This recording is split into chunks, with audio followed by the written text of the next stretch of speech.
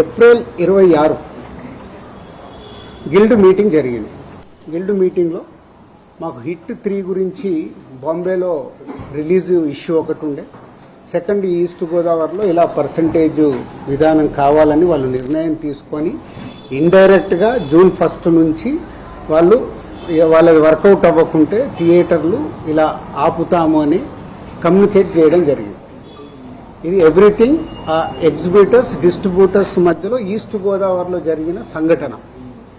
అది మా గిల్డ్కి వచ్చినప్పుడు గిల్డ్లో మేము ఉన్న వర్కింగ్ కమిటీలో ఉన్న ప్రొడ్యూసర్స్ అందరం ఏమనుకున్నామంటే వాళ్ళకి ఎందుకు వర్కౌట్ అవ్వట్లేదు, వాళ్ళని ఒక 6 months వాళ్ళకు వస్తున్న రెవెన్యూలు ఏంటి, వాళ్ళకు వస్తున్న ఖర్చులు ఏంటి, ఎందుకు వర్కౌట్ అవ్వట్లేదు, వాళ్ళని స్టేట్మెంట్స్ తీసుకొని రమ్మందాము. వచ్చినప్పుడు అది డిస్కషన్లోకి పెట్టి నిజంగా ఎగ్జిబిటర్స్కి, ఎందుకంటే మేము అన్ని టెరిటరీలో ఉన్నాం, ఎగ్జిబిటర్స్ కష్టాలు కూడా మాకు తెలుసు. ఎగ్జిబిటర్స్ కష్టాలు ఏంటంటే మేము డిస్ట్రిబ్యూటర్గా ఉన్నాం కాబట్టి ప్రొడ్యూసర్ నుంచి డిస్ట్రిబ్యూటర్ నుంచి ఎగ్జిబిటర్, ఈ 3 టెరిటరీలు ఒకరికి సంబంధాలు ఉంటాయి. డిస్ట్రిబ్యూటర్లుగా ఉన్నప్పుడు ఎగ్జిబిటర్కి మేము ఇందాక నేను చెప్పినట్టు రెంట్ ఆర్ పర్సంటేజ్ అన్నప్పుడు ఫస్ట్ వీక్ బాగా రెవెన్యూ వస్తే రెంట్ ఇస్తున్నాము, సెకండ్ వీక్ కలెక్షన్ తగ్గిపోగానే పర్సంటేజ్ వస్తుంది. అది వాళ్ళ కష్టమైనది, ఇది మా అందరికీ తెలుసు.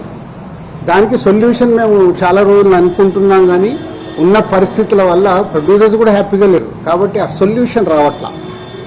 సో అలా ఏప్రిల్ 26 గిల్డ్లో జరిగిన మీటింగ్ ద్వారా ఆ డిస్కషన్ అలా కంటిన్యూ అవుతూ వాళ్ళని రమ్మని చెప్దామని అడగడం జరిగింది. సో ఇక్కడ అప్పుడు హరిహర వీరమల్లు అనే కళ్యాణ్ గారి సినిమా మే 11th అనుకుంటాను ఒక రిలీజ్ డేట్ వాళ్ళు అనౌన్స్ చేసి మేలో ఉంది. సో తర్వాత అది షిఫ్ట్ అవ్వడము, టెక్నికల్ వాళ్ళ వర్క్ వల్లనో దేని వల్లనో షిఫ్ట్ అవ్వడం, అది షిఫ్ట్ అయ్యేది ఎప్పటికీ డేట్ ఇంకా లాక్ అవ్వలేదు అనుకుంటాను ఇన్ ఏప్రిల్ 26th టైంలో. తర్వాత అలా ఈస్ట్ గోదావరి నుంచి స్టార్ట్ అయింది, ఇక్కడ నైజాంకు కూడా వచ్చింది, నైజాం సింగిల్ స్క్రీన్స్లో. సో నైజాం ఒక క్లారిటీ కోసం మీరు అందరూ మళ్ళీ నోట్ చేసుకోండి, ఫ్యూచర్కు కూడా ఉపయోగపడుతుంది. నైజాంలో సింగిల్ స్క్రీన్స్ 370 థియేటర్లు ఉంటాయి, 370 సింగిల్ స్క్రీన్స్ తెలంగాణ స్టేట్ మొత్తంలో. అందులో ఎస్విసి సినిమాస్ అండ్ అదర్ మాకు రిలేటెడ్గా ఉన్న చారీ గారు వాళ్ళని కలిపి మా దగ్గర ఉన్నాయి 30 థియేటర్లు. అవుట్ ఆఫ్ 370 థియేటర్లు 30 థియేటర్లు మా దగ్గర ఉన్నాయి. అలాగే ఏషియన్, సునీల్ అండ్ సురేష్ కంపెనీలో 90 థియేటర్లు ఉన్నాయి, 120 మా దగ్గర 30, వాళ్ళ దగ్గర 90, 250 థియేటర్లు ఓనర్స్ కానీ వాళ్లకు సంబంధించిన వాళ్ళు కానీ నడుపుతున్నారు. అవుట్ ఆఫ్ 370 ఇది రేషియో. మీ మీడియా వాళ్లకు నేను మళ్ళీ ఇది క్లారిటీ ఇస్తున్నాను, మళ్ళీ ఆ నలుగురు దాంట్లో ఆ సబ్జెక్టు తర్వాత వస్తాను.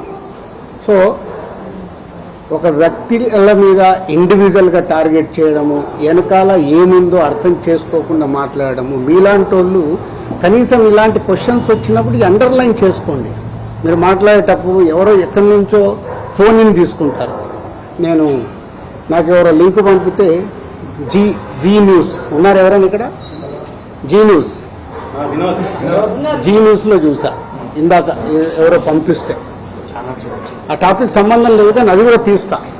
అక్కడేదో టాపిక్లో జరుగుతుంటే మళ్ళీ వస్తాను మెయిన్ పాయింట్కి. టాపిక్లో జరుగుతుంటే మొదటి రోజు గేమ్ చేంజర్ సినిమా పైరసీ వచ్చింది, అది నిర్మాతకి నష్టం, నిర్మాత ద్వారా డిస్ట్రిబ్యూటర్కి నష్టం, డిస్ట్రిబ్యూటర్ ద్వారా ఎగ్జిబిటర్కి నష్టం. అక్కడ ఒక ఎక్స్ నిర్మాత అంటున్నాడు, ఆ నిర్మాతనే ఇది పైరసీ చేసి ఉండొచ్చు. అంటే ఎంత నీచం.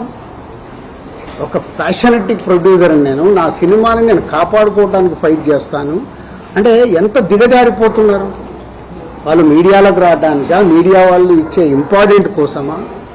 అది అవసరం లేని టాపిక్.